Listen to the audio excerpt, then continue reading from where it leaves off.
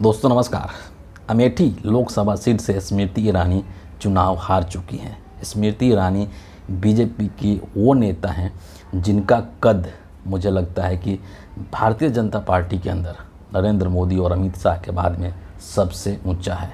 BJP की एक कद्दावर नेता हैं, बीजेपी के बहुत बड़ी स्टार प्रचारक हैं, लेकिन बीजेपी की इतनी बड़ी नेता अमेठी के अंदर कांग्रेस पार्टी के मामूली से कार्यकर्ता से चुनाव हार गई। जब अमेठी के अंदर वोटों की काउंटिंग चल रही थी तो शुरुआत से ही जो किशोरी लाल शर्मा हैं, जो कि कांग्रेस पार्टी के उम्मीदवार थे, वो शुरुआत से ही आगे थे। 10,000, 15,000, 20,000, 50,000 वोटों से आगे थे। और अंत समय में जब ये निर्णय करने का टाइम आया कि चुनाव कौन जीत रहा है, तो उस वक्त पता चला कि किशोरी लाल शर्मा ने स्मृति ईरानी को हरा दिया है। और कितने वोटों से हराया है? 1,67,196 वोटों से हरा दिया है KL शर्मा ने स्मृति ईरानी को। ये जो हार है ये कोई मामूली हार नहीं है, क्योंकि एक तरफ स्मृति ईरानी जैसी एक कदावर नेता थी और दूसरी तरफ कांग्रेस पार्टी का एक मामूली सा कार्यकर्ता था, जिसको कि इस देश की नेशनल मीडिया भी नहीं जानती थी, जिसकी देश की नेशनल मीडिया में कभी चर्चा तक नहीं हुई थी। स्मृति ईरानी का जो पूरा राजनीति था वो इसी बात पर डिपेंड था कि स्मृति ईरानी ने अमेठी से कांग्रेस पार्टी के सबसे बड़े नेता राहुल गांधी को हराया है। सोचिए, उस वक्त 2019 के लोकसभा चुनाव में जब स्मृति ईरानी ने राहुल गांधी को 45-50 हज़ार वोटों से तकरीबन हराया था, तो पूरी दुनिया में स्मृति ईरानी ने ढिंढोरा पीट दिया था कि मैंने राहुल गांधी को हराया है, अमेठी से हराया है, जो कि कांग्रेस पार्टी का सबसे पारंपरिक सीट है, सबसे उनका पुराना सीट है, एक तरीके से उनका पारिवारिक सीट है, एक तरह से उनका गढ़ है, और वहाँ से मैंने राहुल गांधी को हराया है।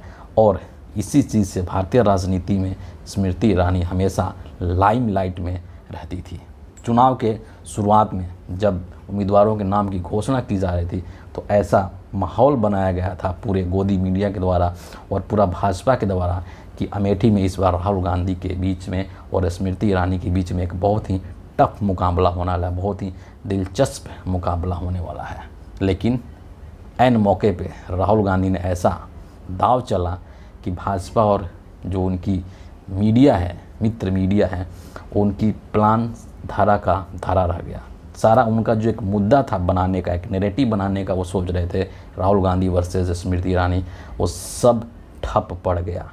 और वहाँ पर कांग्रेस पार्टी ने उम्मीदवार उतार दिया KL शर्मा को। उसके बाद आपने नोटिस अगर किया होगा कि पूरे चुनाव प्रचार के दौरान स्मृति ईरानी ने कभी KL शर्मा का नाम तक नहीं लिया। सोचिए क्यों? क्योंकि KL शर्मा का जो एक राजनीतिक कद था वो स्मृति ईरानी के आसपास कहीं नहीं था, है ना। कहाँ स्मृति ईरानी और कहाँ KL शर्मा। जो स्मृति ईरानी जिसकी कि देश की पूरी नेशनल मीडिया में चर्चा होती है, जो जिनकी एक अंतर्राष्ट्रीय स्तर पर भी एक छवि है, और कहाँ KL शर्मा जिनको कि मुझे लगता है कि पूरा उत्तर प्रदेश भी नहीं जानता था, जो एक एकदम क्षेत्रीय, एकदम ग्राउंडेड कार्यकर्ता थे कांग्रेस पार्टी के। उनसे चुनाव हार जाना स्मृति ईरानी के लिए ये हार नहीं बल्कि एक बेइज्जती है। और स्मृति ईरानी का जो घमंड है वो चकनाचूर हो चुका है। इस चीज़ को लेकर के जब ये हार हुई स्मृति ईरानी की, तो स्मृति ईरानी ने एक ट्वीट भी किया, और उस ट्वीट को मैं आपके सामने ज़रूर यहाँ पर रखना चाहता हूँ। क्या कहती हैं स्मृति? जुबिन ईरानी, मोदी का परिवार। Such is life, a decade of my life going from one village to another, building lives, nurturing hope and aspirations, working on infrastructure, roads, nali, bypass, medical college and more. To those who stood by me through loss and victory, I am forever grateful. To those celebrating today, congratulations. And to those asking how is the josh, I say it's still high, sir. इस tweet में स्मृति ईरानी क्या कह रही हैं basically कि मैंने अमेठी के अंदर बहुत काम किया है, नाली हो बनवाना, गली हो बनवाना, बाईपास बनवाना हो, मेडिकल कॉलेज बनवाना हो, रोड्स बनवाना हो, मैंने सब कुछ बनवाए हैं। सवाल यहाँ पे है कि अगर इतना काम स्मृति ईरानी वहाँ पर की होती तो वहाँ की जनता इनको क्यों हराती, और वो भी इतना 1.5 लाख से भी अधिक वोटों से क्यों हराती। तो जाहिर सी बात है कि ये एक इनका एक फर्जी कहिए कि गलत जो है ये क्लेम कर रहे हैं कि मैंने वहाँ पर इस तरीके का काम किया। हकीकत में ये है कि वहाँ के जो लोग हैं वो स्मृति ईरानी से बहुत खफा थे, क्योंकि इन्होंने जितने भी वायदे किए थे अमेठी के लोगों से, उसमें से किसी भी वायदों को इन्होंने पूरा नहीं किया था। और अमेठी के लोगों के अंदर एक रिग्रेट की भावना थी, उनके अंदर एक पश्चाताप था कि हमने क्यों राहुल गांधी को हरा दिया। और राहुल गांधी ने जो दाव चला था वो दाव ऐसे ही नहीं चला था। जो पार्टी का इंटरनल सर्वे होता है उसमें राहुल गांधी को ये बात भली भांति पता था कि अमेठी से कांग्रेस पार्टी का कोई भी व्यक्ति अगर चुनाव लड़ता है तो स्मृति ईरानी को हरा देगा। तो कांग्रेस पार्टी ने ये सोचा, मल्लिकार्जुन खड़गे, राहुल गांधी ने सोचा कि अगर स्मृति ईरानी को हराना ही है तो उनको राहुल गांधी से क्यों हरवाया जाए, क्यों नहीं एक ऐसे व्यक्ति से हराया जाए जिससे हारने के पश्चात स्मृति ईरानी कहीं मुंह दिखाने के लायक भी नहीं बचेगी। उनका राजनीतिक करियर जो है वो दांव पर चला जाएगा। इसीलिए उन्होंने के.एल. शर्मा को वहाँ से टिकट दिया।